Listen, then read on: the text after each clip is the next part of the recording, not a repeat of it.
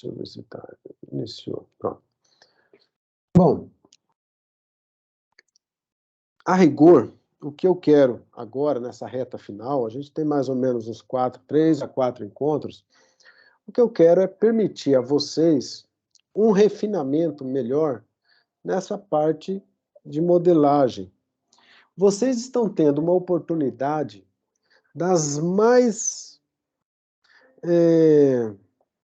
felizes oportunidades dos últimos tempos. Nós estamos mergulhados em uma situação, em termos de planeta financeira, que há muito tempo a gente não via. E, coincidência ou não, nós temos todos os modelos que nós temos aqui, eles já são suficientes para entender tudo o que está acontecendo no planeta. Até essa queda da Bolsa na sexta-feira, na segunda-feira,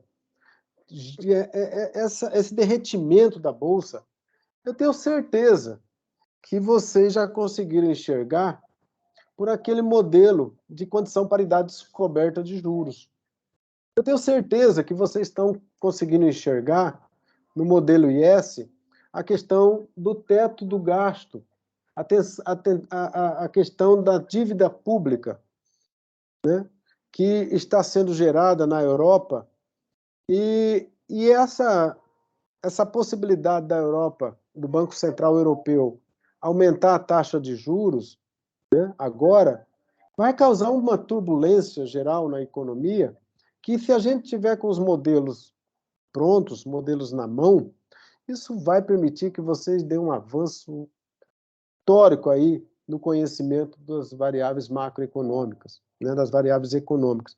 E tudo isso por meio de um modelo econométrico visto pela ótica do Banco Central. Então, vocês estão tendo uma oportunidade enorme de fazer, a rigor, né, uma compreensão maior. Tá certo que está tudo fragmentado aqui. Uma pessoa está fazendo a função consumo, outra pessoa está fazendo... aliás, quem foi que ficou com a função consumo? Foi a Vitória, né? Eu e Raíssa. Então, outra pessoa está fazendo o modelo IS, outra pessoa está fazendo a regra de Taylor. Olha a regra de Taylor, cara. Quem está fazendo a regra de Taylor está vendo aí a dificuldade que é. Todo mundo discutindo nos Estados Unidos, na Europa, no Japão, né, no Brasil, né, até quando vai esse crescimento da taxa de juros para combater a inflação, né? Então veja que riqueza de informação que vocês têm na mão como alunos de economia. Então, eu acho que é um momento tão interessante para vocês aproveitarem, já que estão aí fazendo leitura de conjuntura, estão fazendo leitura de base de dados, estão estimando modelos, está deixando dossiê bacana, e agora vamos tentar nos reunir o máximo possível para tirar mais ainda informações desse momento tão interessante para um aluno de economia. Todo lado que você olha, desvalorização cambial, toda vez que você tem uma mudança na taxa de juros no mercado internacional, acontece uma desvalorização cambial, seja no dólar, seja no ien, seja na zona do euro, seja no real, né? Aí você consegue explicar isso por aquele modelinho de câmbio. Aí você tem uma mudança da inflação, dado pela atividade econômica, aí você reestima o modelo, encontra aí uma curva, o hiato do produto. Então, quanta coisa que vocês têm na mão para poder aproveitar e entender um pouquinho melhor a economia, né, o momento que nós estamos passando. Então, eu diria para vocês, não é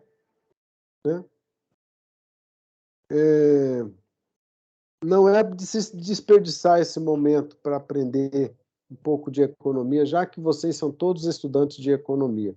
Então, olha a riqueza de informação que vocês têm em mãos. Todo dia uma conjuntura, todo dia uma informação nova, todo dia um advento na economia mundial, um advento na economia brasileira. Agora, se discute, né, essa desoneração tributária no petróleo, no preço da gasolina. Qual vai ser o impacto disso? Acho que você já tem condições de analisar isso, certo? Pela forma como vocês já estão estudando economia, como vocês estão, né? Quem é que está jogando flores nessa ideia e quem é que está apedrejando essa ideia? E por quê? Qual é a compreensão que a gente tem empiricamente desse projeto, né? Quem é que está estimando isso? Quem é que está fazendo as simulações para dizer, tipo, você vai jogar em uma desoneração tributária e isso vai cair R$ 2. Quem é que está fazendo isso? Será que está correto? Certo? Quem está estimando a função consumo aí pode muito bem, né? Porque tem uma parte de arrecadação ali no meio. Então você teria que dar uma olhada, você vai desonerar, vai deixar de arrecadar. Você vai deixar de arrecadar, você vai ter alguma possibilidade aí de desequilíbrio fiscal, que vai estourar em qualquer hora. Quem está fazendo o modelo IS já sabe que lá tem a necessidade de financiamento do setor público, aquilo vai gerar um desgaste. Quando você olha a Europa, a Grécia, por exemplo, 200% de dívida pública em relação ao PIB. A Itália, 150%. A Portugal, 120%. A Espanha, 120%, sei lá, 110%. Tudo acima do PIB. Qual é a nossa dívida PIB? Né? Como é que a gente tem espaço para poder fazer essa manobra de tentar resolver esse problema via desoneração, via retirada de ICM? Então, isso é assunto de vocês. Isso é assunto dos economistas que estão planejando. Então, acho que vocês estão mergulhados em uma tempestade de oportunidades, no furacão de oportunidades, no olho do furacão, e acho que devem aproveitar essa oportunidade para entender isso melhor. Não me encanta vocês só fazendo estimação, não me encanta vocês só copiando o livro e colocando ali no relatório, me encanta a discussão. Me encanta vocês falando sobre economia a partir desse modelo econométrico. Isso me encanta. Né? Eu queria ver isso, vocês fazendo essa discussão, simulando, né? E fazendo algum tipo de análise, né? Não precisa criticar, não precisa concordar, não precisa discordar, não precisa apoiar, o que precisa é entender o que está acontecendo. E eu queria até que, dado que o acontecimento é esse, o plano é esse, a atividade é essa, o que é que a gente pode simular com isso tudo?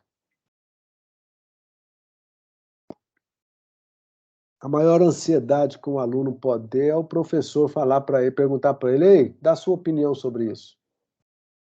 Isso é chato. Eu não vou pedir opinião para vocês sobre isso. Certo?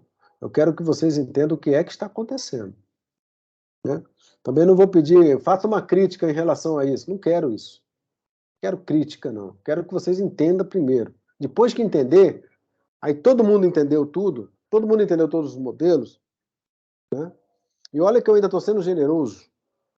Eu acho que você deveria estimar todos os modelos, todos vocês. Mas tudo bem, vamos deixar isso em paz. No próximo semestre, quem sabe a turma seguinte eu faça isso. Né? Mas nessa turma aqui eu resolvi, ó, cada 2 vai fazer um modelo. Se a gente conseguir compactar isso tudo para todo mundo entender todos os modelos, show de bola. Vai ser melhor. Mas o ideal, o aluno dessa turma empreendedora vai estimar todos e vai fazer uma leitura atenta desse livro aqui, ó. E vai verificar que tudo que vocês estão fazendo, tudo, está aqui. Tudo que vocês estão observando na economia agora, na economia real de dificuldades que nós estamos tendo com inflação, com taxa de juros, com taxa de câmbio, com crescimento econômico, no Brasil e na Europa, no Brasil e nos Estados Unidos, tudo está aí, ó, para vocês entenderem. Tudo que vocês já estimaram, tudo que vocês já balizaram, né? Eu vou dar uma checada se vocês colocaram, porque a parte, Raíssa, a parte, Vitória, mais difícil é isso aqui.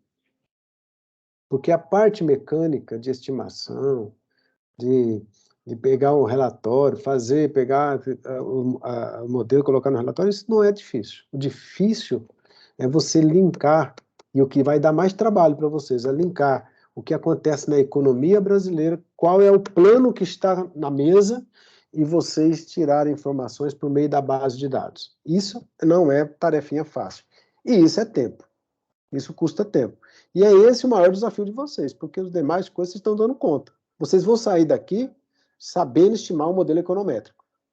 Eu não tenho dúvida disso. Vocês vão sair daqui sabendo estimar, vocês vão sair daqui sabendo tirar conclusões do modelo econométrico, analisar o modelo econométrico, vocês vão conseguir verificar a trajetória da variável, vocês vão perceber que isso é algo que vocês estão realmente conquistando com esse curso.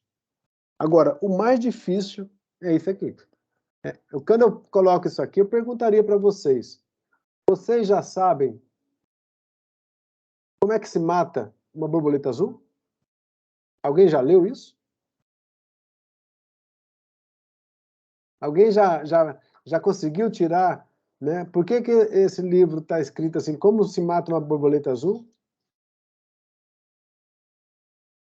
Pois é, isso é assunto, né, que a gente deveria estar tratando com mais rigor.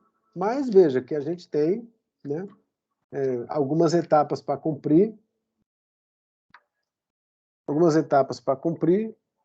e o aluno que estiver realmente concentrado, ele vai estar aproveitando essa oportunidade, vendo a realidade, vendo as notícias, vendo o que está acontecendo, abrindo um jornal, abrindo uma discussão mais amadurecida, olhando para a sua base de dados, olhando para a realidade, e aí concluindo. Como é que eu mato uma borboleta azul? Né? Como é que eles mataram essa borboleta azul? Né? Geralmente, pessoal, a borboleta azul, ela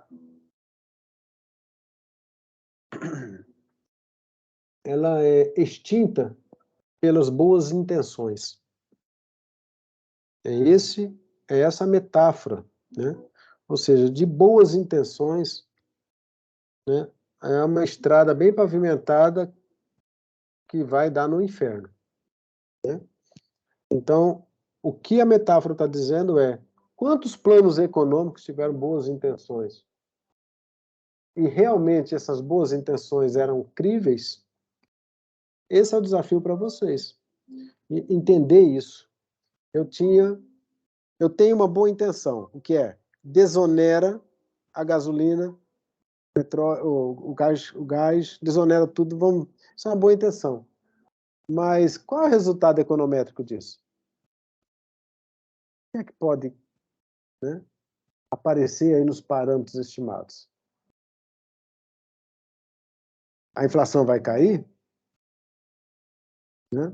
Então, esse é o exercício. Então, vamos lá. Tirando essa observação que eu queria fazer para vocês, para não perder o foco de se aprofundar, abrir um espaço para vocês aí, aproveitar a oportunidade e estudar concentradamente esses assuntos, que são assuntos do seu dia a dia. Então, agora, nós vamos fazer o seguinte. Eu vou permitir aqui, né? Eu vou até colocar aqui uma estratégia para vocês. Obviamente, né, vocês já têm também, eu vou colocar aqui no chat, no chat aqui, eu vou colocar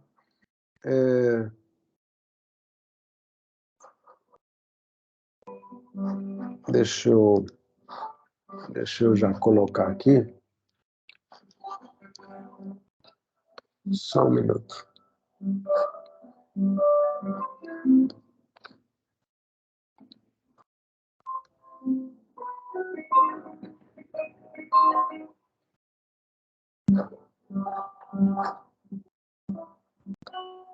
Ó, vou colocar aqui.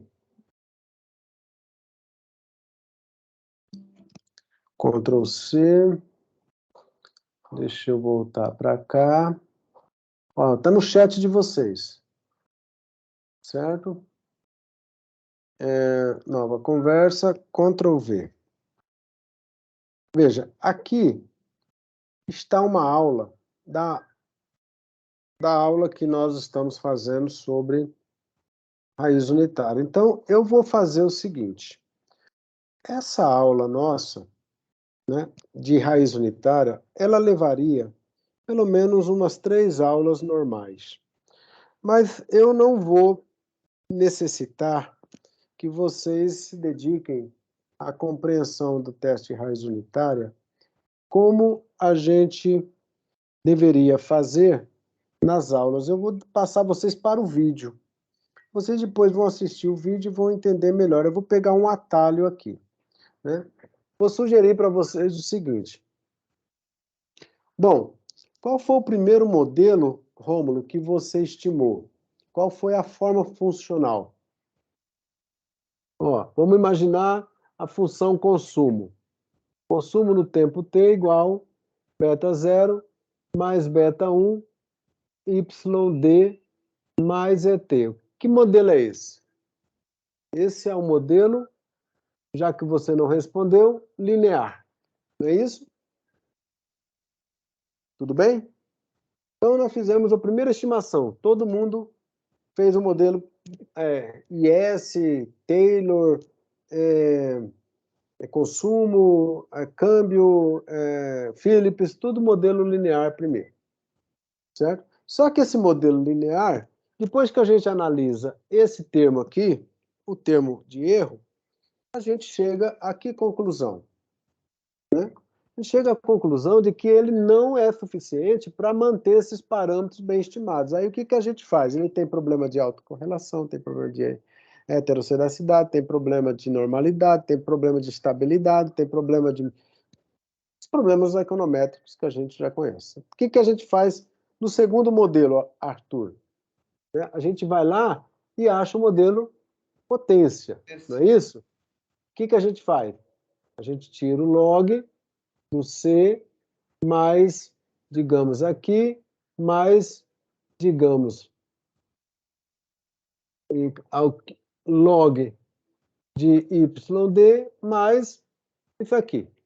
E a esperança que a gente tem é de que esse modelo aí resolve o problema de autocorrelação, heterocedacidade, e na realidade não resolveu tudo. Resolveu a heterocedacidade, às vezes resolve o de autocorrelação, às vezes não resolve, às vezes resolve o problema de normalidade, às vezes não resolve.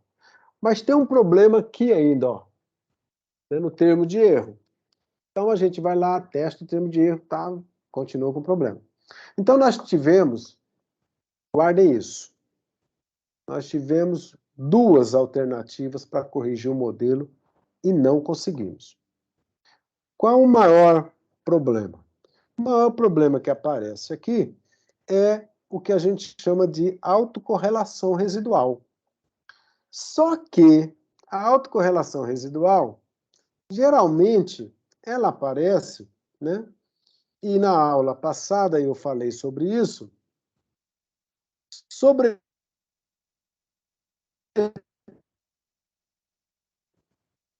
estabilidade. Estabilidade das variáveis, né, que eu estou, ó, estabilidade do consumo, estabilidade da renda disponível, né? Eu tenho problema de estabilidade.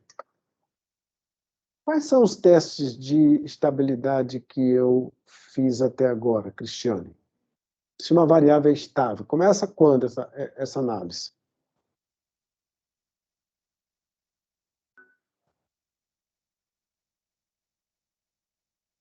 Cristiano já foi dormir? Não, professor, ainda estou aqui, eu estou tentando lembrar.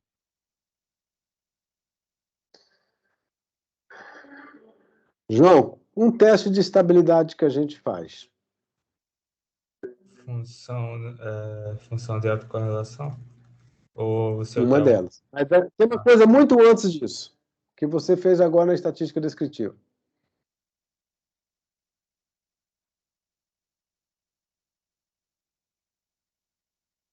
Seria análise de correlação dos erros, autocorrelação? Não. O Jaqueber, o Shapiro-Wilk e o Box. Isso é normalidade. Isso é normalidade. Eu quero estabilidade. É box test. É o Box. Box é um. O que o João falou é o outro, mas tem mais um.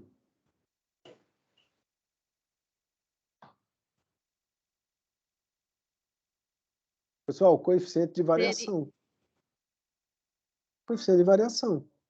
Quando o coeficiente de variação for baixo, eu tenho uma estabilidade. Quando o coeficiente de variação é alto, eu tenho um primeiro indicador de instabilidade da minha variável. Então, esses modelos, realmente, eles têm um problema sério de estabilidade. Só que na aula passada, eu falei para vocês, né, que isso gera o quê?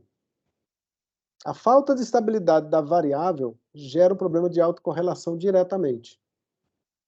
E aí, caímos, mergulhamos aí. Fizemos 3 testes de estabilidade. Coeficiente de variação, Box-Pierce e depois a função de autocorrelação. Os 3, nenhum vocês tiveram sucesso. Porque coeficiente de variação já dava acima de 30. O Box-Pierce, probabilidade zero de aceitar o ρ igual a zero. E o função de autocorrelação, correlograma, todos fora do meu intervalo. Bom, aí na aula passada, eu coloquei para vocês que uma forma de resolver isso, né, uma forma de resolver isso era exatamente essa proposta feita por Granger, né? Na aula passada, inclusive esse assunto está no vídeo, então vocês vão tirar essa informação do vídeo, mas veja que um dos problemas que nós temos na autocorrelação pode levar à questão de eu precisar colocar essa variável tendência dentro do modelo, né? Quando eu tenho, por exemplo, o consumo e a renda na mesma direção, então eu posso colocar a variável tendência determinística e, de certa forma, eu consigo resolver o problema da autocorrelação. De certa forma, eu consigo resolver o problema da estimação sem sentido, né? Aí, o que a gente tem aí? Isso é verdade, isso é muito verdade, quando eu tenho, né, um comportamento desse jeito aqui, ó, né? Ó, quando eu tenho um comportamento que a minha variável está caminhando e eu tenho uma tendência determinística, y ao longo do tempo. Então, se a tendência for bem desse jeito aqui, perfeito. Eu pego o meu modelo e coloco aqui, ó, um beta 2, T mais ET. Isso corrige grande parte dos problemas de autocorrelação, corrige grande parte dos problemas de normalidade e de estabilidade.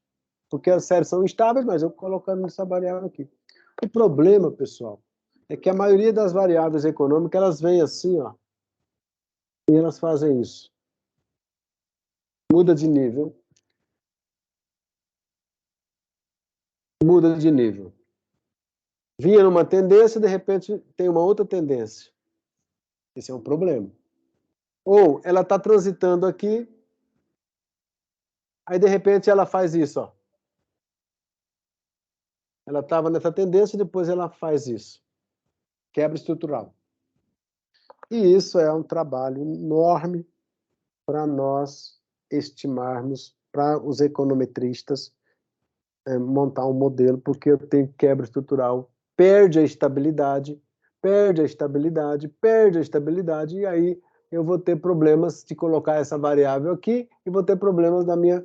Não, continuo com meus problemas nos pressupostos e nas propriedades estatísticas desejáveis dos parâmetros estimados. Então, voltamos lá para nossa... Voltamos lá para nossa... para o nosso problema, né? E aí é o que a gente chama de tendência, quando ela quebra, não é mais tendência determinística, é tendência estocástica. E aí, Wanda Lúcia, aí a gente vai ter que fazer o seguinte, eu quero oferecer para vocês hoje a terceira forma de resolver o problema, o modelo que vocês estão estimando, o primeiro é linear, o segundo é logaritmo, a terceira forma vai ser a forma como a gente vai sair daqui hoje para fazer, certo? Então veja como é que a gente vai fazer. A gente vai testar primeiro se as séries são tendência determinística ou tendência estocástica. Se a série for tendência determinística, beleza. Você só coloca o parâmetro t aqui, a variável t e o parâmetro beta 2, e aí eu tenho uma solução do meu problema. Mas se a tendência for estocástica, aí eu tenho que fazer o teste de raiz unitária, né? Aí eu tenho que testar se a tendência é determinística ou estocástica, porque daí eu vou ter uma outra forma de corrigir meu modelo.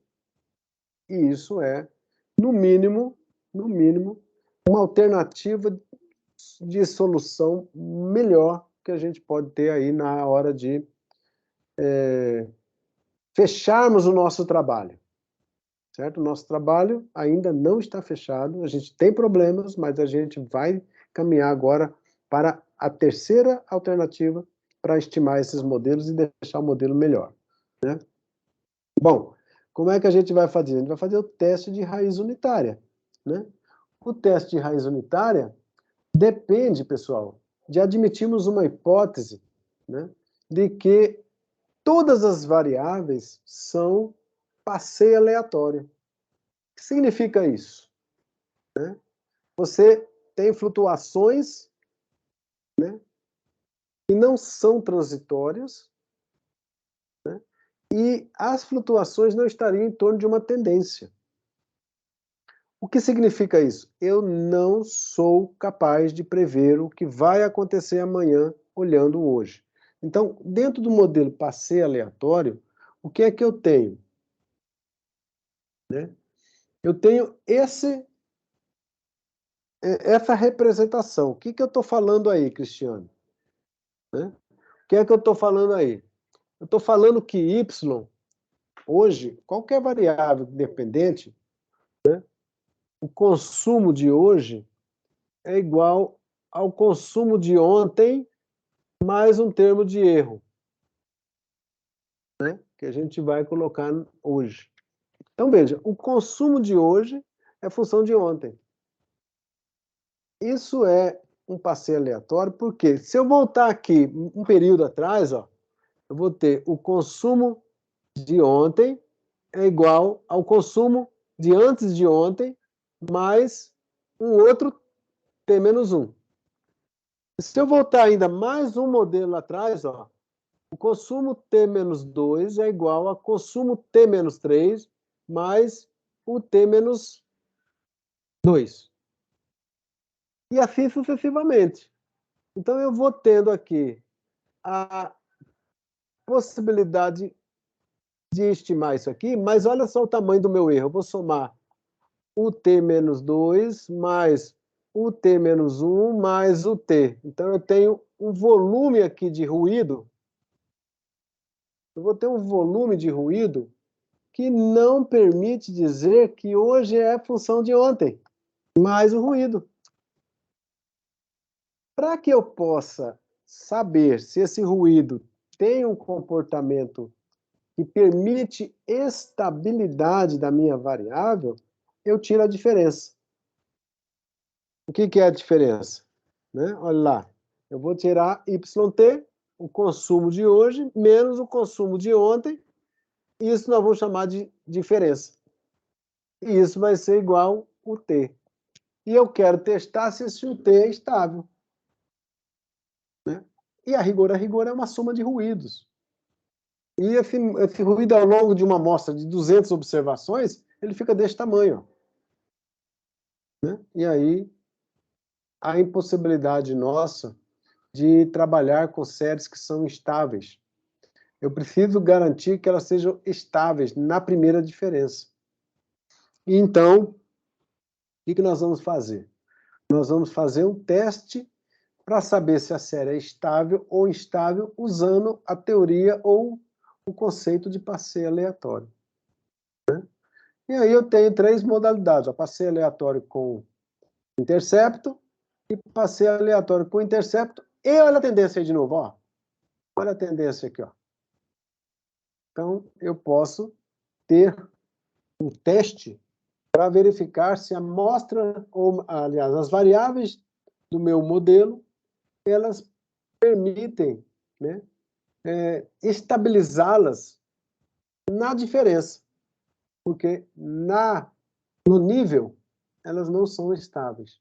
A gente já testou e já percebeu. Então, o que eu vou fazer agora? Eu vou tentar garantir a diferença. Mas, para isso, eu vou fazer um teste. Né? Por quê? Né? Agora, esse é um problema, pessoal, porque, veja, a rigor, nós, réis mortais, nós temos dificuldades de prever o amanhã. Nós não temos bola de cristal, nós não somos deuses, nós não somos capazes de adivinhar e acertar o que vai ser o preço da Petrobras, da ação da Petrobras amanhã. O que vai ser o comportamento da Bolsa amanhã. O que vai ser o câmbio amanhã. Nós não somos capazes disso. Por quê? Porque nós temos um passeio aleatório, nós temos ruídos que inviabiliza, por exemplo, amanhã ser igual hoje. Porque de hoje para amanhã tem um bocado de ruído aí. Então, nós somos incapazes de prever amanhã, né? Naturalmente. Agora, o que eu posso fazer é, ao invés de prever o valor absoluto, eu estimo o valor marginal, uma taxa. Né? Ou seja, dentro de um intervalo de taxa, é mais fácil eu acertar do que eu acertar o valor absoluto. Né?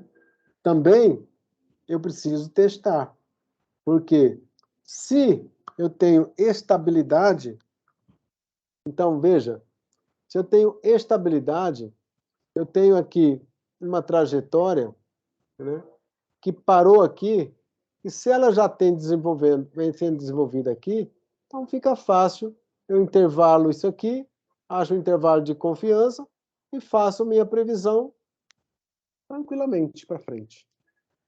Se ela for estacionar em torno de uma tendência, ou seja, a tendência está passando aqui, e ela está aqui estacionária, então aqui fica fácil, eu intervalo isso aqui e faço a previsão para frente. Uma boa capacidade de acerto. Então eu preciso exercitar isso, porque isso é uma coisa show de bola, e quem resolveu isso foi quem inventou isso aqui, ó. Quem inventou essa figurinha aqui, ó. Ó, eu tenho aqui esse ponto. Só que eu quero saber, dentro desse ponto aqui, onde é que estão os elétrons. Ó, essa figurinha aqui vocês já viram em algum canto.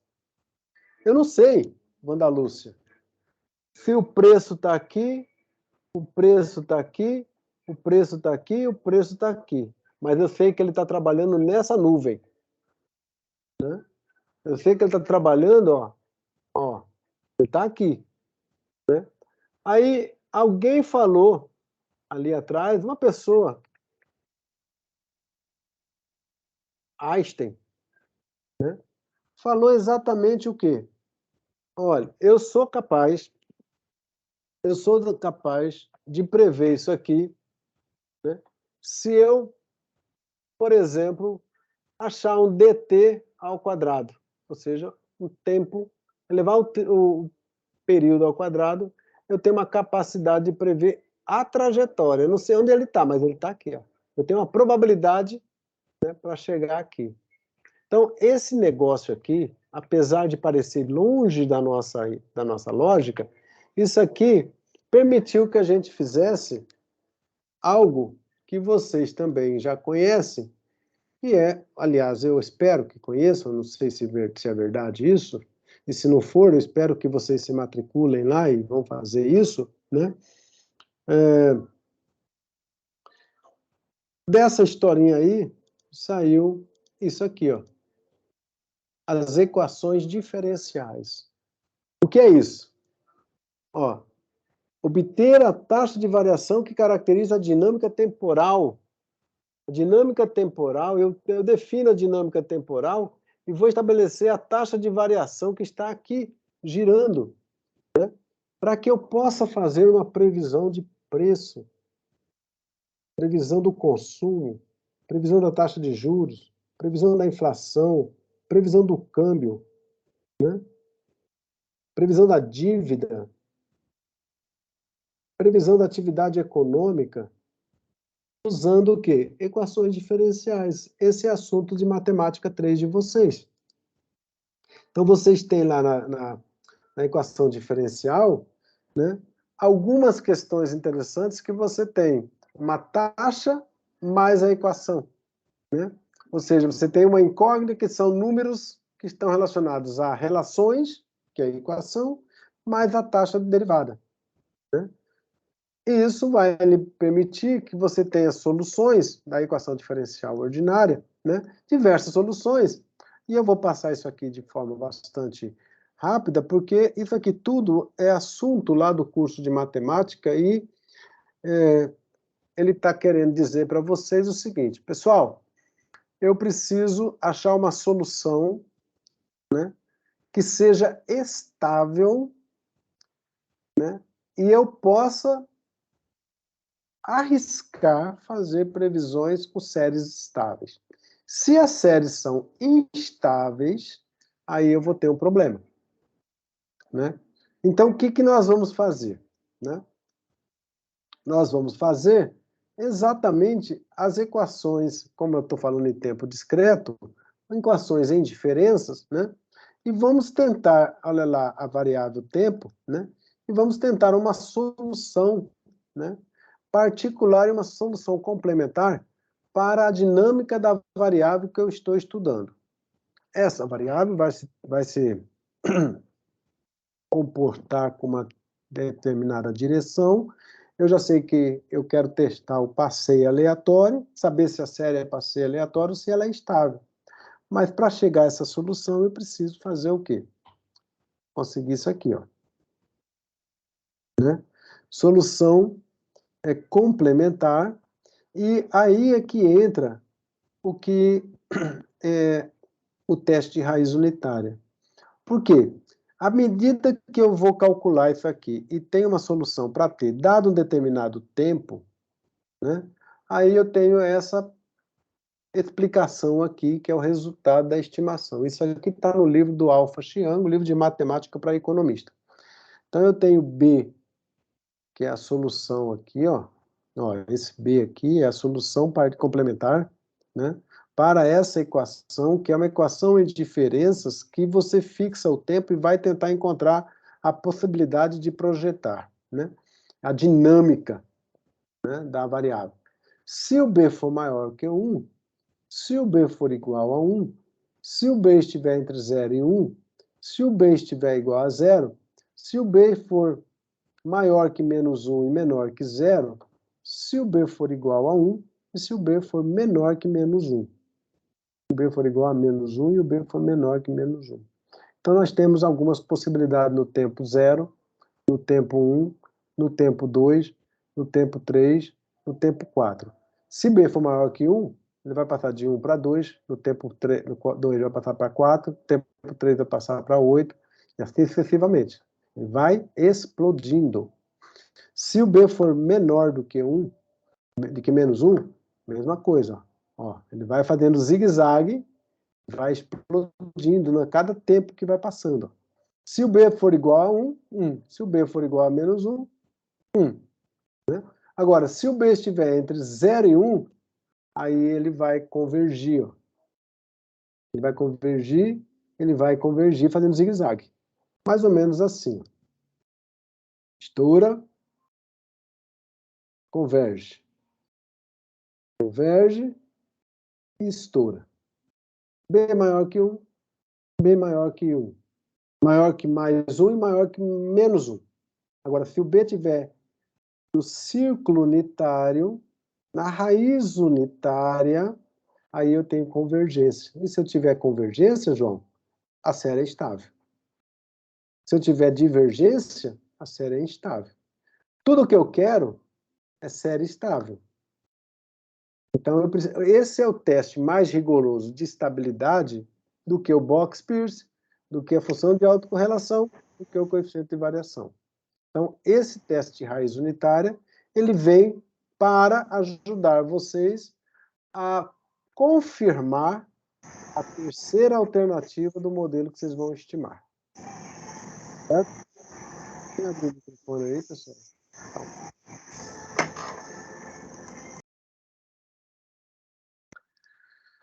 Bom, então o teste de raiz unitária é simples.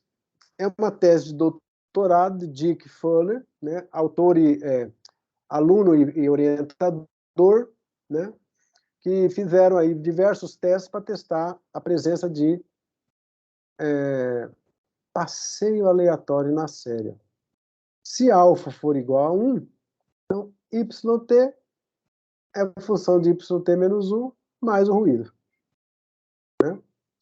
Agora, para testar isso aqui, o que a gente faz? A gente pega esse yt, subtrai daqui, yt subtrai daqui, yt menos 1 subtrai daqui, aí você vai ter exatamente essa equação aqui, que é o teste de Dick Fuller. A diferença de yt é igual o ρ1, yt menos 1, mais o resíduo. Segundo modelo, usando drift, ou intercepto. Terceiro modelo, usando intercepto, mais a tendência. O que é isso? Isso é isso aqui, ó. Isso é esse slide aqui, ó. O primeiro modelo, o segundo modelo com intercepto, o terceiro modelo com intercepto e com a tendência. Então, esse teste que nós vamos fazer aqui é exatamente esse modelo de teste de presença de raiz unitária. Olha, aí eu faço... Como aqui eu tenho uma hipótese que o resíduo é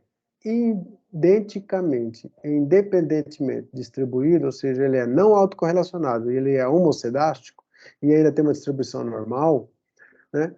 Esse resíduo, ele precisa ter essa postura aqui. Ele tem que ser bem comportado. Ele tem que ser um resíduo bonitinho. Bem... Mas geralmente ele não é. Ele é rebelde, ele aparece sem a gente esperar, ele faz falcatruas dentro do nosso modelo, ele aparece inexplicavelmente para atrapalhar a nossa história. Então, aí, o que o Dick Fuller sugere? Uma forma de pegar a variável dependente e colocar a variável como explicativa, defasando. Então, o modelo é o mesmo, ó, intercepto, tendência, esse aqui. Agora, o que ele faz? Ele pega isso aqui e coloca aqui explicando com defasagem. Então, coloca aqui yt menos 1, yt menos 2, até encontrar o quê? Resíduo e ID. Esse é o a grande sacada aí do modelo econométrico. Eu preciso de ruído branco, então eu vou lá e tento resolver isso aqui, colocando essa. Quando eu faço isso aqui, eu resolvo o problema da autocorrelação serial. Quais são as hipóteses, pessoal?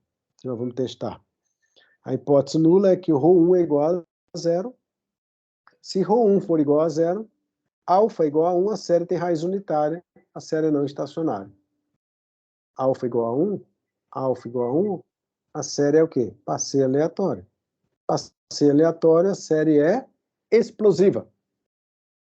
Agora, se o ρ for diferente de 1, desculpa, se o ρ1 for diferente de 0, aí eu tenho a série estacionária, a série é estável, convergente. E nós queremos exatamente isso. Então, o que nós temos que fazer? Voltar no nosso modelo original, pegar as variáveis explicativas e aplicar o teste de raiz unitária. Né? Para ter certeza que eu vou fazer o seguinte, ó. Eu vou pegar a estatística, ó, yt menos 1, né? E tentar uma solução para isso aqui achando a diferença. Yt menos yt menos 1, que é a diferença. Igual a minha série. Aí o que eu vou fazer? Ó? Yt igual yt menos 1. Vou fazer o teste, né, de Dickey-Fuller. Veja que daqui para cá existe uma matemática aqui, que é essa daqui, né? E aqui eu não estou trabalhando mais com yt, estou trabalhando com a primeira diferença. Primeira diferença igual a ρ1, yt menos 1, mais et, que é o modelo de Dickey-Fuller. Né? E aí, graficamente, ficaria assim. Ó. Se o valor estiver na área de aceitação da hipótese nula, né, eu tenho que ele está aceitando a região de aceitação, ó, ρ1 é igual a zero, ρ1, né, sendo zero, alfa 1 igual a 1, passeio aleatório, raiz unitária. Se ρ1 for diferente de zero, ele cai aqui nessa área aqui, ou seja, o valor crítico aqui, ó, 1,95, 2,86, 3,41, está aqui. Se ele for menos 10, aí ele vai cair aqui. Bom, na página 748 do livro do Gujarati, está bem explicado isso. No meu vídeo também tem lá a explicação sobre isso. Então, vocês têm aí uma possibilidade, né, de estudar isso de forma bastante interessante. Toda vez que eu coloco essa defasagem aqui, ó, no meu modelo, para conseguir, ó, essa defasagem aqui, para conseguir ruído branco, ó, coloco várias defasagens, eu coloco muitos parâmetros para serem estimados. Então, tem um critério que a gente utiliza, que é o critério da parcimônia, para contar esse número de parâmetros e tornar o modelo menos complexo, mais parcimonioso. Então, eu tenho dois critérios, o critério chamado de AIC, ou ACAIC, e o critério de Schwartz, né, para verificar o número de parâmetros. Quanto menor o AIC e o SBC, melhor o modelo. Né? Então, nós vamos fazer o seguinte, pessoal. Então, lá no R, né, já tem a tabelinha de teste, que é essa daqui, ó, para o modelo inicial, modelo sem intercepto e sem tendência. Temos o modelo com o intercepto e o modelo com intercepto e com tendência. Tal, tal mi e tal, tal. São três grupos aí de testes que a gente vai fazer de acordo com o modelo que vocês vão estimar, né, para testar a raiz unitária. Então, como é que a gente vai fazer isso? Eu vou depositar aqui para vocês, aqui, ó, no arquivo, né? Aqui, ó, vou fazer uma nova pasta. Vou fazer aqui, ó, raiz unitária, certo? Ó, raiz unitária. Aqui eu vou depositar uma base de dados.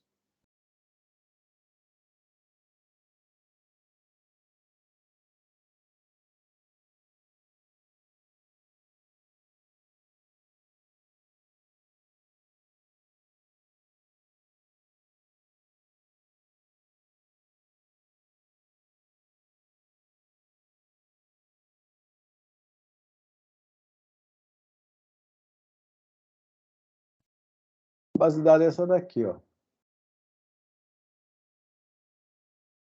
Quando vocês estiverem fazendo a visualização do vídeo e estiverem fazendo o script do R para teste de raiz unitária, é essa base aí. Então, vocês podem pegar essa base, colocar no script do seu R e acompanhar com o livro na página 748, que vocês vão ter exatamente os resultados aqui para confirmar como vocês vão proceder para fazer o teste no modelo de vocês. Então, vocês vão fazer o teste do modelo de vocês das variáveis, né? E vão fazer exatamente, deixa eu pegar aqui, ó.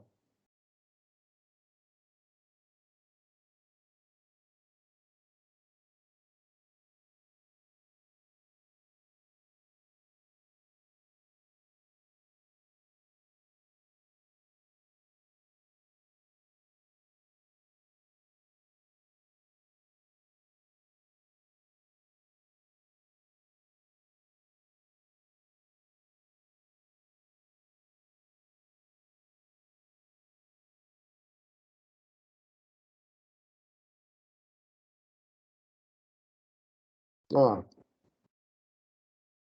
Vão fazer exatamente esse exercício aqui, ó. Está lá no vídeo para vocês estimarem, para vocês fazerem, né? Eu vou colocar aqui, ó, né? A base de dados, lá está minúsculo, viu? A base de dados aqui, ó.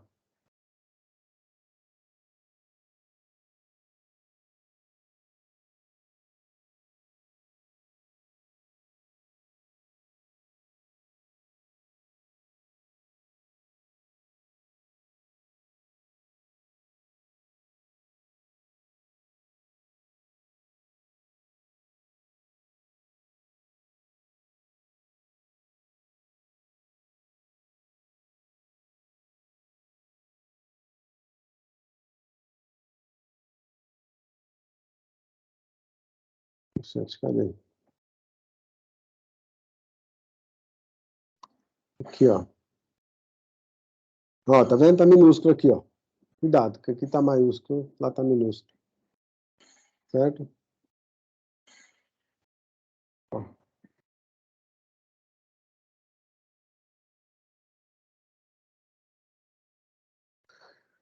Bom,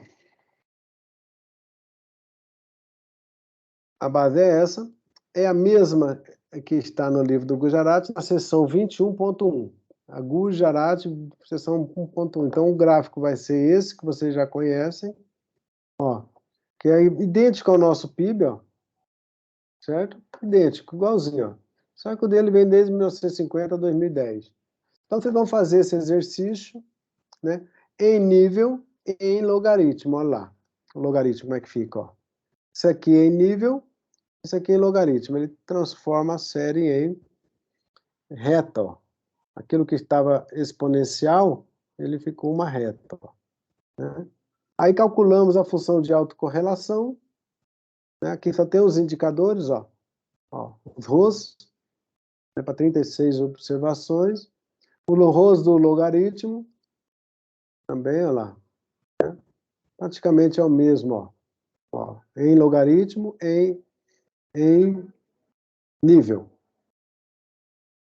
Aí calculamos a função de autocorrelação do nível e a função de autocorrelação do logaritmo. Mesma coisa, ó. Certo? Então, aqui, ó, o Gujarati 211, né? Leg 36, né? E aí nós vamos começar o teste. O teste de box Pearce, ó, nós já fizemos, quer ver aqui o resultado? Ó, né? Olha lá, box Pearce, todos eles, ó, não aceita, né? De 1 até 20, ó. E o long box é outro também, é uma variante do box Pearce, né? Também confirma que não temos estabilidade na série. Então, aí vamos para, aí sim, o teste de raiz unitária. Olha lá. teste raiz unitária, na página 748. Vocês vão precisar instalar esse pacote chamado URCA, né? Requerer esse pacote para dentro do R. E aqui, ó, o primeiro modelo. O primeiro modelo qual é? Né? O primeiro modelo qual é? Esse aqui, ó. Ó. O primeiro modelo é esse. Então, veja que ele está fazendo exatamente, ó, decay, que é a variável dependente. Vou pegar o r.df, o log, sem nenhuma defasagem. Então, tem defasagem nesse primeiro modelo, sem intercepto. Então, é esse aqui, ó. Então, quer ver como é que vai ficar? Ó. Executei, pronto. Então, o teste está aqui, ó. A regressão está aqui, vamos voltar aqui, ó. Ó. Né? A regressão está aqui, ó. Y, variável dependente, está aqui, ó, zdiff, na primeira diferença, né, ó. Olha aqui, ó, diff. Aí, Z1 leg 1, ó. Esse daqui, ó, leg 1. Tá vendo? Aí eu tenho aqui a regressão e o valor do T. Ó. Esse valor do T vai ser jogado aqui. E aí a gente vai olhar aqui, ó, na tabela de Z. Ó. Aqui a tabela é 1,95, aqui, ó. E esse valor, veja que esse valor deu positivo. A rigor ele tinha que ser negativo. Então, aqui já temos um problema. Porque a série está mal estimada, porque provavelmente tem uma violação de pressuposto aqui na regressão. Né? A série está mal estimada, então eu não posso fazer o teste raiz unitária, porque, olha, ele está longe, ó. Certo? Ele teria que estar aqui, no valor negativo, no espaço negativo aqui, está positivo. Então, vamos passar para o segundo modelo. Ó. Segundo modelo é esse aqui, com intercepto, né? Que é esse daqui, ó. Ó. Esse modelo aqui, ó.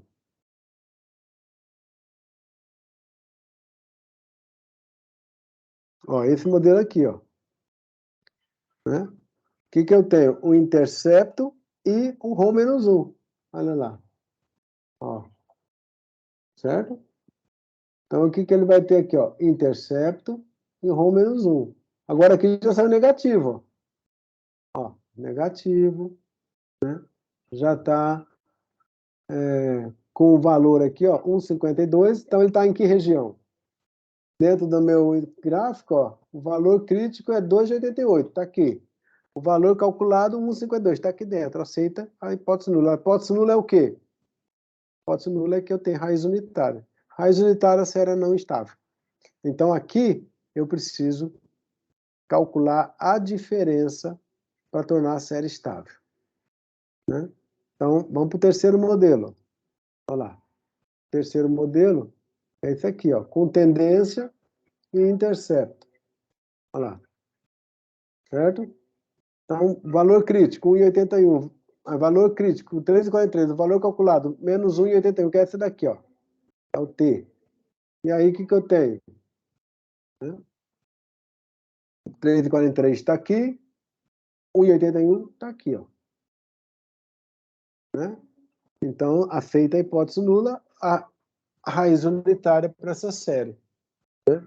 Bom, mas ainda não estamos legal, porque ainda a gente está com um modelo que eu não sei se é ruído branco. Então, para que eu tenha certeza que isso aqui é ruído branco, eu vou vir para o modelo o quê? Modelo Dick Foley ampliado. Lá na página 751, aí eu já vou fazer o quê? Ó. Com 4 defasagens, ó. 4 defasagens, né? Ou com 10 defasagens. Ó. Né? Quando eu fizer 4 defasagens, o que me interessa é esse termo aqui, ó. Ó. Tá vendo? E comparar com esse aqui, ó. Porque ele está aqui, ó. 2,85 menos 3,43. E aqui, ó, mesma coisa, com 4 defasagens. Menos 2,34 menos 3,43. Ok? E aí, para o critério de A e C, a gente vai fazer o quê?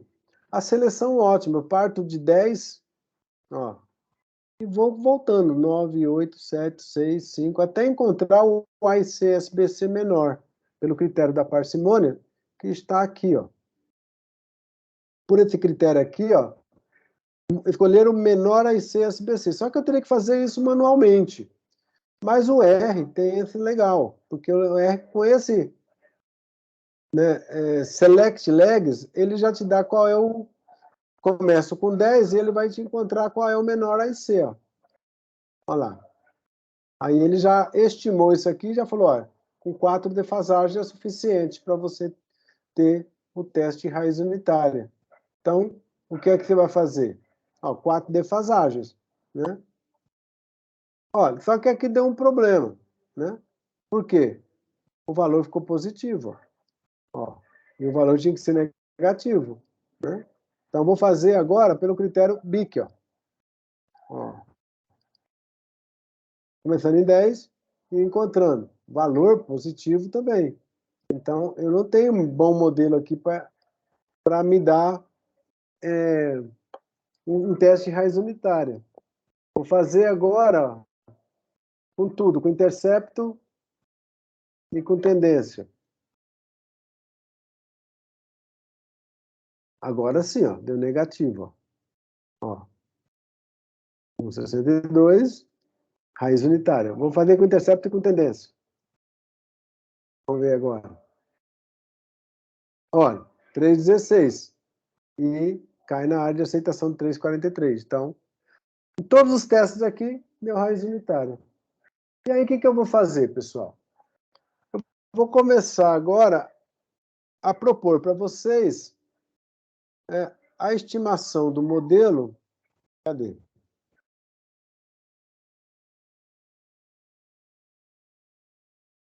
Né? Vou fazer o quê? Vou propor para vocês agora a terceira alternativa para vocês estimarem o modelo. Qual seria?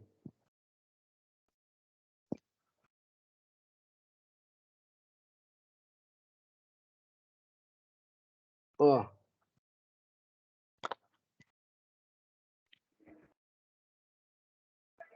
Diferença do CT é igual beta 0 mais beta 1, diferença do YD mais VT. Ou diferença do log do CT igual gama 1, diferença do log do YD. Pronto, mais ET. Então, o que nós vamos fazer agora, a terceira alternativa de estimação, agora é esse aqui, ó. Por quê? Porque nós fizemos o teste de raiz unitária e a série deu não estacionária.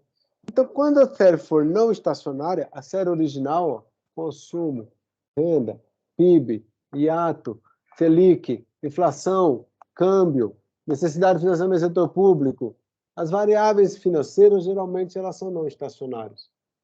Então, você teria a oportunidade agora de calcular toda a regressão usando a diferença. E isso nós vamos fazer na próxima aula, né? Nós vamos trazer para vocês aqui uma alternativa de estimar agora o modelo em diferença, que é exatamente como o Banco Central faz, né? E agora nós fechamos aí. O que o Banco Central sugere é que vocês calculem pela diferença no log. Certo? Então nós vamos testar. E a rigor, né, a gente tem uma possibilidade, ó, log, e agora vocês vão fazer com diferença. Pode ver que ele tem lá, por exemplo, o câmbio, lá na página 22. A diferença do câmbio, diferença do prêmio, né? Então, os modelos agora que nós vamos estimar para verificar se temos raiz unitária, nós vamos fazer em diferença. Só que nós vamos fazer em diferença no logaritmo. Quando você estiver fazendo diferença no logaritmo, aquele valor que você calculou, aquilo é taxa. Taxa de crescimento. Então, você vai pôr o seu modelo econométrico agora todo em taxa, quando você faz a diferença no logaritmo. Então, quando eu aumento 1% na renda disponível, quantos por cento eu vou aumentar o consumo? Se eu aumentar a taxa de juros em 1%, se eu aumentar o desvio da inflação em 1%, qual vai ser o resultado na taxa de juros em percentual? Se eu aumentar o diferencial de câmbio de juros do T-bills com a Selic em 1%, se alterar essa diferença, qual vai ser o câmbio, a desvalorização em percentual no câmbio? Então, quando eu estiver transformando isso aqui em diferença de logaritmo, eu vou estar realmente trabalhando com taxa, e na taxa as séries são estacionárias, né? Então, o próximo passo agora de vocês é realmente fazer o teste de raiz unitária nas variáveis originais, né? E a partir da próxima aula, eu já queria que vocês trouxessem o script da estimação do modelo que vocês estão estimando em nível, e a partir da estimação em nível, vocês vão apontar os problemas econométricos, e a partir desses problemas econométricos, vocês vão fazer o quê? A diferença do log e reestimar o modelo para ver que danado aconteceu ali. Bom, com certeza, né, nós teremos uma série de análises para fazer na janela de 2003 a 2021. Depois vocês podem fechar janelas que eu sugeri para vocês, que é por governo, e depois vocês vão fazer o modelo, que é um modelo que parte de 2021 para trás, encontrando a melhor janela, né? Não necessariamente igual à janela que a gente tinha feito. Então, vocês vão encontrar um modelo que seja estável, estacionário, as variáveis estacionárias, umas variáveis estáveis, para vocês fazerem um modelo de regressão mais confiável. Essa é a ideia do laboratório de econometria. Se vocês conseguirem fazer isso, né, a gente já encerrou o trabalho, né? E aí é só rechear com conjuntura. Ou seja, o resultado estimado, o que é que a gente tem aí de solução.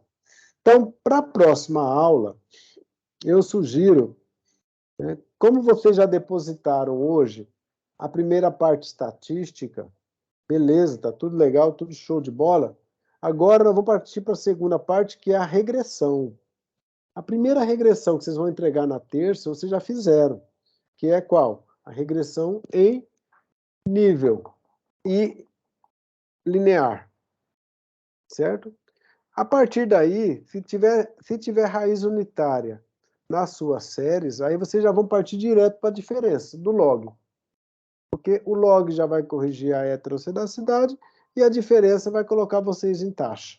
E aí a gente vai reestimar o modelo na terceira alternativa. A terceira alternativa é a ideia, né? É a ideia que vai trazer melhor resultado econométrico, e aí a gente já está caminhando para a reta final dos modelos econométricos. Tudo bem, pessoal? Então, veja, não tem muito segredo, tem muito trabalho, né? O segredo é, bom, eu tenho um vídeo já gravado, né? Eu tenho o script para poder... Tem a nota de aula né, que a gente já depositou lá no blog. Tem o vídeo, visualizar o vídeo, né? Tem a nota de aula e ainda tem o livro do Gujarati, que é PDF, né? Então, não tem muito segredo, é só sentar e fazer. E como vocês estão trabalhando em dupla, então agora é discutir bem, né, em dupla, né, os conceitos e depois cada um faz o seu modelinho, o modelo geral 2003 a 2021, 12, né? E depois vamos juntar aí as forças de 2021, 12 para trás, para encontrar uma janela legal que dê um modelo que eu possa usar para simular a economia brasileira, né? O que é legal, eu estava estimando aqui vou ver se eu consigo colocar aqui no ar, eu não me lembro mais exatamente onde é que estava esse modelo, deixa eu ver se eu acho aqui, né? Deixa eu ver aqui. Deixa eu ver aqui. O que é legal é que está acontecendo coisas bacanas aqui para a gente. Aqui. Acho que é isso. Deixa eu ver aqui. Deixa eu compartilhar. Deixa eu rodar aqui, daí eu vou compartilhar com vocês. Tá. Tá.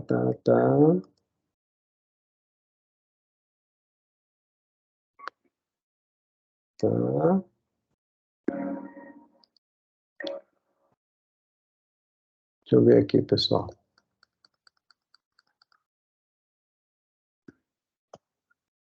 O que é legal é isso aqui, ó.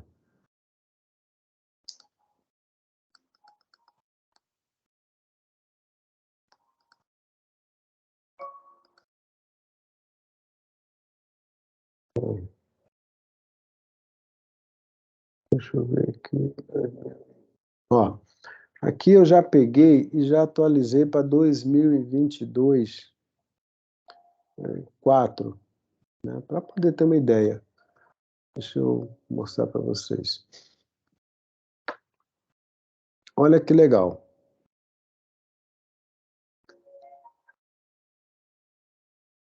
Ó. Olha aqui, ó. Já está atualizado para o nosso 4 meses depois de dezembro, ó, 2022. Olha o que está acontecendo com o hiato. Ó. Ou seja, isso aqui já deve ser o sinal de que a evolução da taxa de juros foi tamanha que o hiato do produto que estava pressionando para cima já está voltando para baixo. Ó. Então, aquele desaquecimento que estava se esperando com o aumento da taxa de juros para reduzir a inflação já está ali presente. Eu também fiz aqui um gráfico da taxa de inflação, né?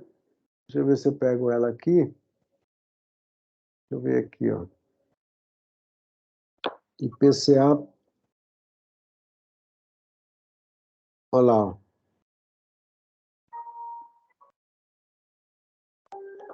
Olha ela aqui, ó. Pode ver que ela já... Opa!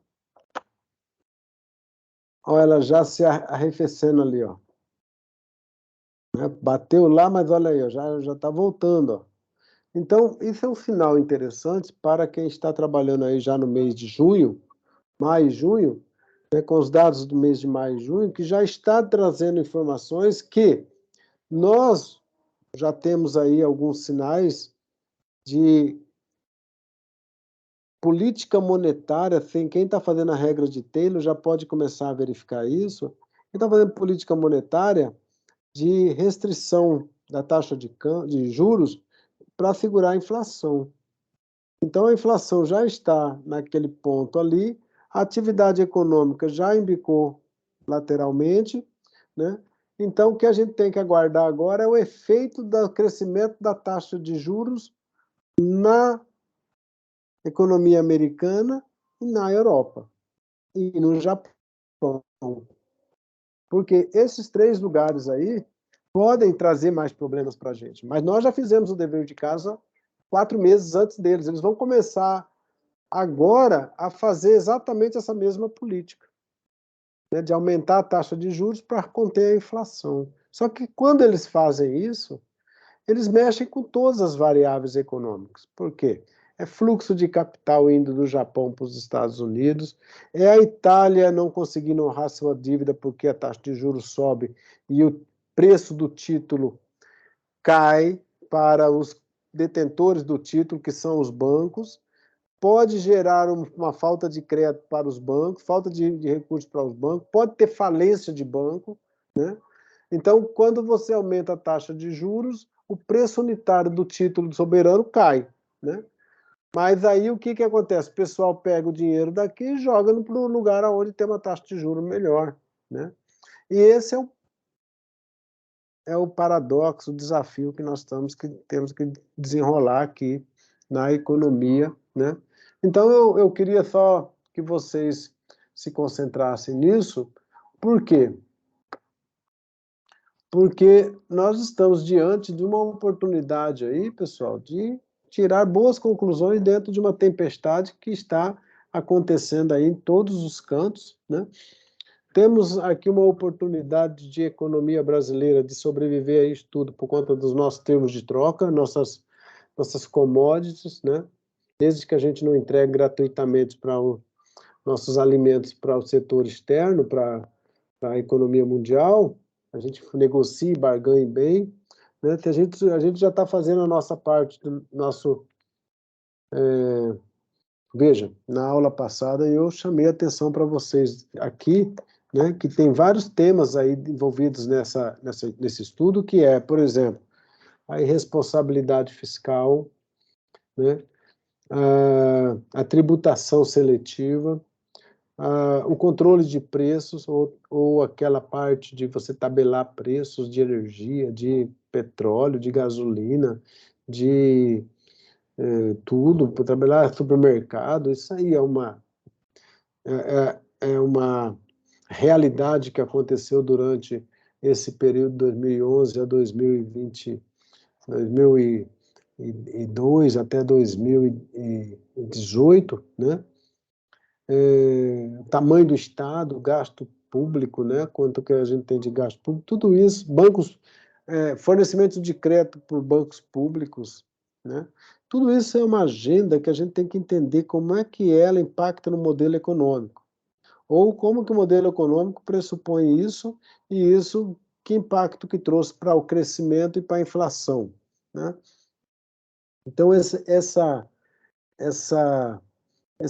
paradoxos, esses quebra-cabeças, né, que o Banco Central enfrenta, que a política econômica enfrenta, nós devemos entender exatamente, né, por meio desses modelismos, porque esses modelos que vocês estão usando não é um modelo tirado da cabeça do professor Sinésio, de jeito nenhum, isso é um modelo orientado pelo Banco Central, né? Então, o Banco Central olha a economia desse jeito aí, né, olhando esses modelos. Então, sugiro que vocês aproveitem essa chance para poder entender quais seriam, né, primeiro, o que é que está acontecendo na economia nesse período que vocês estão estudando, 2003 a 2021. Né?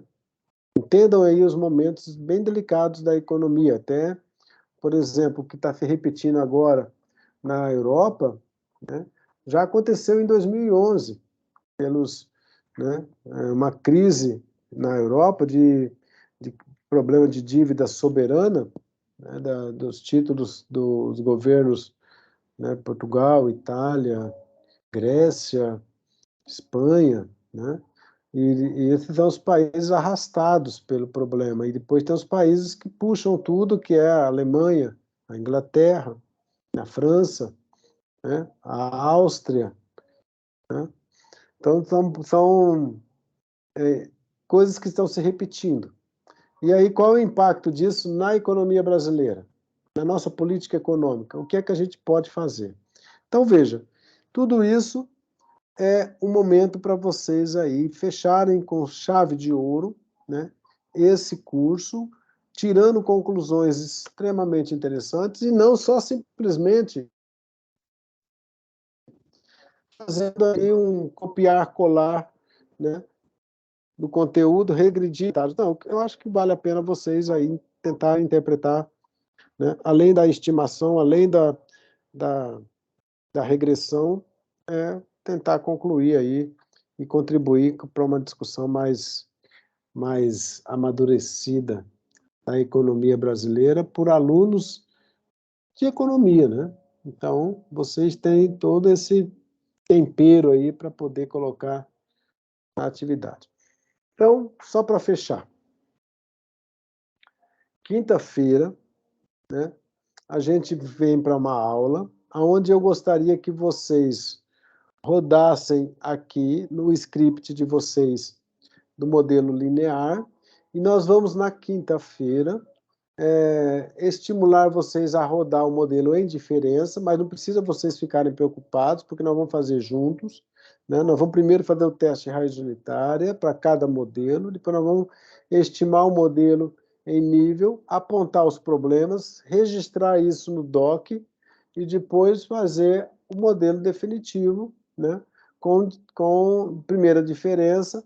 Obviamente, vocês também poderão ter ainda problemas, mas vão ser problemas bem menores, né? E aí a gente vai concluir essa parte do trabalho, né? A partir da terça-feira que vem, né? Então, nessa quinta-feira, a gente faz o quê? A gente simplesmente traz aqui os modelos. Não esqueçam de depositar, pessoal, o script aí, para eu poder já dando um aval para vocês continuarem, certo? À medida que vocês vão depositando, eu rodo. Beleza, vai-se embora, né?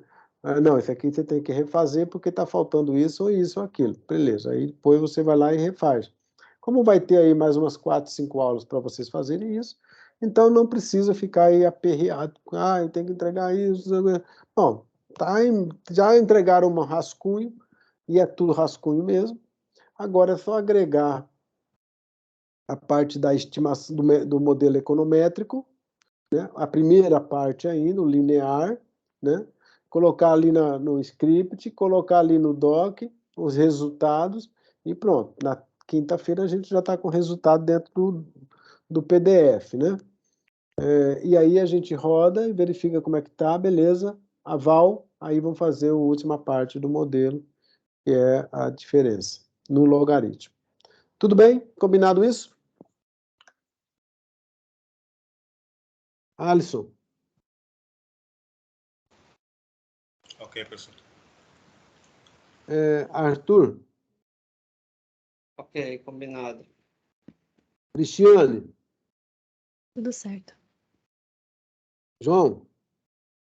Sim, só tenho uma dúvida numa variável do meu modelo aqui, se o senhor puder depois. Qual é? Acho melhor o senhor terminar. Não, mas fale aí rapidinho só para eu saber. No workpaper ele coloca índice do... Calma aí, só deixa eu ver. Índice de preços ao produtor externo. Não, não vamos colocar isso no nosso modelo. Mas qual é o Sim. modelo aqui? É esse, curva de Phillips? Isso. Não, nós colocamos lá a nossa inflação só, o modelo mais simples possível, tá certo? Sim, seria na parte do câmbio real? Ele Não. colocou na parte da diferença, ele colocou essa variável mais o câmbio. Aí então eu tiro isso no... Não, a rigor é câmbio real, né? E o câmbio real, nós usamos aqui, nós vamos usar aqui, eu não tenho esse índice de consumidor, né? Eu vou colocar o índice IPA Brasil, né? Numa aula de atualização monetária, eu coloquei como calcular o câmbio real. É IPA Brasil e IPA americano. Índice de preço por atacado. Certo? Não vamos descer esse detalhe de pegar o índice das commodities, nem o índice de... Vamos pegar o índice de preço por atacado. Que essa série a gente tem lá no Shine. Certo, então calma. O câmbio que eu tenho, eu não é o nominal. Então eu vou ter que passar para real ainda? Para real. Tá, certo. Certo? O câmbio é real. José César, tá combinado? Professor, o dele é com o IPA ou com o IGPM? Porque o índice que tem lá é o índice de preço ao produtor. Índice de preço por atacado. Eu quero que faça pelo índice de preço por atacado, tanto no Brasil quanto lá, porque eles são equiparáveis pelo índice de preço por atacado. Ah, certo, entendi. Certo? Porque aí, para você pegar o índice do produtor, você tem que pegar o índice aqui também do produtor. E aí eu acho que é mais complicado. Calma aí, professor. O senhor pode só repetir de novo, desculpa. Como é que Índice de preço por atacado. Tá, eu vou pegar isso, tem no Shine, né? É. Certo. Miriam, tá combinado? Combinado, professor. Daqui a pouco eu volto nessa questão do Shine, viu, João? Espera um minuto aí. Raíssa, tá combinado? Sim, professor.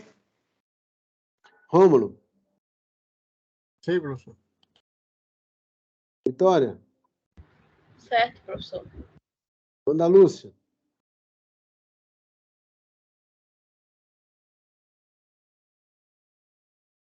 Cadê a Wanda Lúcia? Já caiu? Certo, vamos lá. Voltando aí à questão do Shine. Pessoal, veja. Quando eu desenvolvi o Shine, eu desenvolvi para ser uma plataforma para facilitar a vida de vocês na hora que estão assistindo aulas.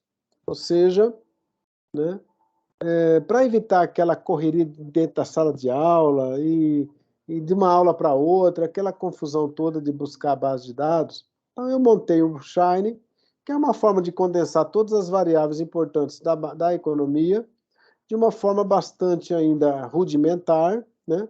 Mas é uma forma de facilitar a pedagogia do ensino, ou seja, para evitar eu ficar perdendo tempo com coisas paralelas. Um não consegue ir no IPEA, outro vai no Banco Central, outro vai lá no Tesouro, então pega tudo num canto só. Mas a rigor, João, o que eu gostaria mesmo era, nesse momento agora, né, como eu delimitei para vocês 2021, 12, então praticamente vocês têm as mesmas variáveis que eu já depositei para vocês, né? Então, raramente vocês vão ter alguma coisa. Mas o ideal era vocês ir em busca das variáveis agora no site original, certo? Ou seja, no IPEA, no IBGE, no Banco Central, no Tesouro Nacional, né? Onde estão as principais variáveis macroeconômicas e tal. Então, esse também é um exercício de aluno, né? Pegar e buscar as variáveis que fazem parte do modelo dele lá no site original, né? Aí é uma pesquisa que você pode fazer. Então, veja, fique à vontade, né, de buscar aí a base de dados fora do Shine, certo? Mas desde que você busque a base de dados que seja compatíveis, né? A questão do índice de preço, né, o atacado, é uma escolha desse cara aqui, ó. Coincidência, eu estou com ele aqui, ó. Paul Krugman. Paul Krugman é um prêmio Nobel em economia, né? Então, ele treina lá no curso de economia internacional, ele chama a atenção para condição paridade de compra, PPC, né? O que é isso? Você, para relacionar dois países, você teria que ter as mesmas cestas para ter a condição paridade perfeita, né? Ou seja, a cesta de consumidor no Brasil é a mesma cesta de consumidor nos Estados Unidos? Jamais. Você não tem os itens que tem lá com os itens que tem aqui. A cesta do índice de consumidor dos Estados Unidos é igual ao da Alemanha? Também não. Então, ele mesmo, no livro dele, já coloca isso como um problema sério, né? Porque a condição paridade é mais fácil medir com o IMEC do que medir com as moedas, né? Por quê? Porque as cestas são difíceis de equiparar. Então, uma proposta dele, uma sugestão dele, é pegar o índice por atacado. Porque o índice por atacado, queira sim ou queira não, elas são meio semelhantes. Mas o índice de consumidor, o índice de commodity, eles são muito distantes. Então, a forma, talvez, mais razoável de equiparar isso é o índice de preço por atacado, né? E isso é uma discussão que é longa. Você pega lá, abre lá o livro, você vai encontrar lá páginas para falar sobre isso. Vários artigos, várias propostas, né? Então, eu sugiro que a gente deflacione o câmbio real, ou o câmbio nominal pelo câmbio real, pelo índice de preço por atacado, Não porque os dois são iguais, porque não são também, mas eles são mais próximos, né?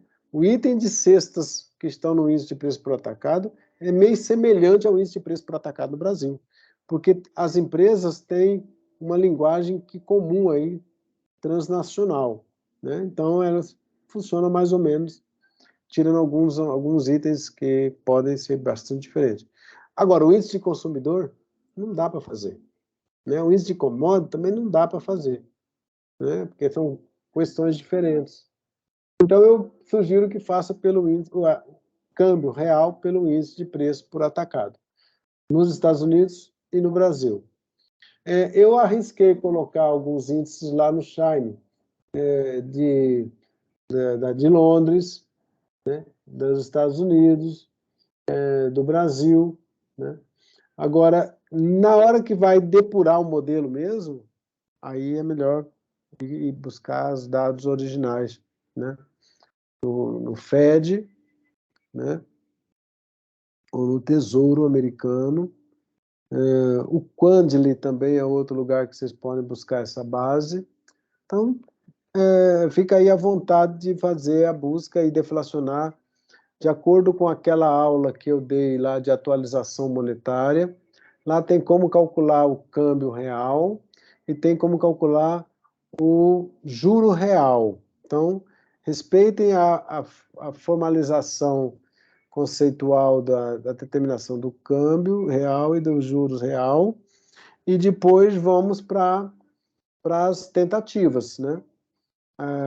E aí a gente tem aí umas coisas que a gente pode discutir ao longo da estimação. Fala lá, João. Então, a questão de procurar fonte primária das bases, eu até me esforcei para fazer isso em questão do câmbio, só que, por exemplo, eu achei aqui no IPEA o câmbio nominal, a taxa, só que comparando com a do senhor, deu uma pequena diferença. Aí eu não sei se eu usaria, diria que eu peguei Não, o câmbio que eu utilizei, eu peguei no Banco Central, SG, lá no sistema de geração de dados, SGS, se não me engano, séries temporais. Peguei no Banco Central, não peguei no IPEA, não. Porque aqui no IPEA tá uma diferençazinha. Mas deve ser mínima, não é muita coisa, não. Sim. Né? O IPEA também se alimenta do Banco Central, então por que você não pega no Banco Central direto? O Banco Central, deixa eu ver se eu tenho aqui o código da taxa de câmbio no Banco Central, que acho que aí dá para pegar. Né? Lá, você pega lá no sistema de geração, lá, 36,95 o código. É a variável 36,95. Certo. Aí você pode usar lá direto, do SG, né? Ou até pela busca mesmo do RBCB, né? RBCB Get dados, e você busca lá para o Banco Central, do próprio Banco Central. Bom, isso também é um exercício de vocês, para vocês habituarem. Realmente, essa tarefa de buscar base de dados não é uma tarefinha assim, bom, é legal, é trivial, né? Não. É árduo, para começar a fazer a atividade, por isso que aquela parte de tabulação da base de dados, eu costumo falar muito sobre isso, porque é a parte assim, mais nevrálgica aí no começo do trabalho, porque qual a variável? Como é que eu faço? Deflaciono, não deflaciono? Que tipo de indicador? Quanto tempo? Qual período? Tal. Tudo isso é dúvida para a hora de fazer o trabalho. Então, você está fazendo o trabalho ao vivo, a cores, e de uma realidade, não de uma coisa fictícia, a gente vai encontrar essas coisas legais aí para desenrolar. Mas é para isso que serve esse curso de economia, né? Para isso que serve esse curso, que é muito sofrimento. Não deve ser sofrimento, deve ser diversão. Senão você está no lugar errado. Porque o economista se diverte com isso. Eu me delicio vendo base de dados, vendo conjuntura econômica, vendo teoria econômica, né? Monitorando a economia, ouvindo os comentários, vendo política econômica. Isso aí deve ser a diversão do economista. Né? Então, quem é realmente economista na veia, com certeza está gostando de fazer isso muito. Agora sofre realmente, por quê? Porque é muita informação, é como um advogado ficar monitorando 50 processos no fórum. Um bom advogado tem 50 processos no fórum. O que ele faz? Contrata 30 estagiários para cada um monitorar um processo. Né? A gente não, a gente está fazendo o quê? Um trabalho geral. Você tem que visitar a plataforma do Banco Central, do IBGE, do mercado internacional. Né?